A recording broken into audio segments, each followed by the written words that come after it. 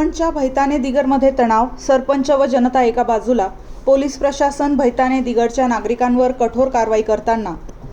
कळवण तालुक्यातील भैताने दिगर गावात गेल्या काही दिवसांपासून सुरू असलेल्या वादामुळे परिस्थिती चिघळली आहे।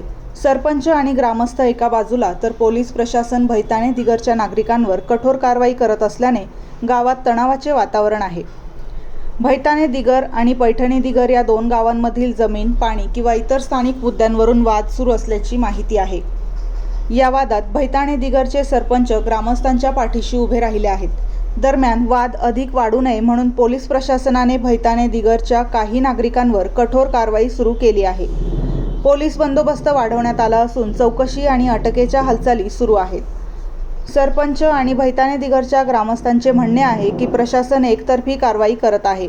आम्हाला न ऐकताच पैठणी दिगरच्या लोकांवर कारवाईचा बडगा उगारला जात आहे। ग्रामसभेच्या निर्णयाला आणि स्थानिक लोकप्रतिनिधींच्या भूमिकेला डावलून कारवाई होत असल्याचा आरोप त्यांनी केला आहे। दुसरीकडे कायदा व सुव्यवस्था अबाधित ठेवण्यासाठी कठोर पावले उचलणे आवश्यक असल्याचे पोलीस प्रशासनाकडून सांगण्यात येत आहे। दोन्ही गावांमध्ये शांतता राखण्यासाठी पोलीस गस्त वाढवण्यात आली आहे।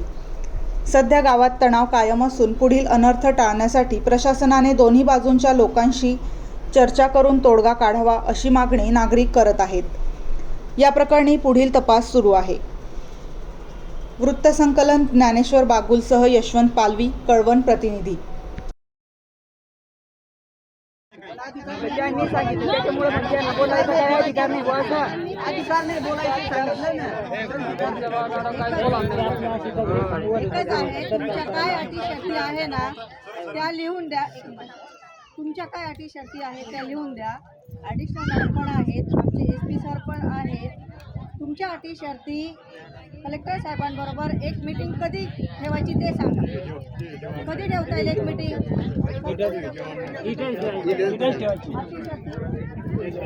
मॅडम, मी काल हेच वाक्य बोललो होतो आपल्या तहसीलदार साहेबांना। नाही मॅडम, म्हणायला लागली मॅडम। तहसीलदार साहेब मला काय म्हटलं?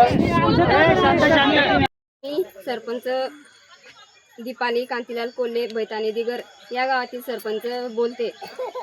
माझ्या गावात माननीय तहसीलदार साहेब आणि बाकीचे पोलीस फोर्स सगळे आलेले होते आणि त्यांनी मी जेव्हा त्यांना सांगत होती की मी माझ्या गावाची साईट घेत होती की माझ्या गावाविरुद्ध जाऊ नका किंवा असं काम करू नका हे सांगत होती, तेव्हा त्यांनी तुला बोलायचा अधिकार नाही आहे, मी गावाची सरपंच असून मला असं बोलण्यात आलं, त्याच्यामुळं काहीतरी ॲक्शन घ्यावी आणि आम्हाला याच्यातून सुटका मिळावी।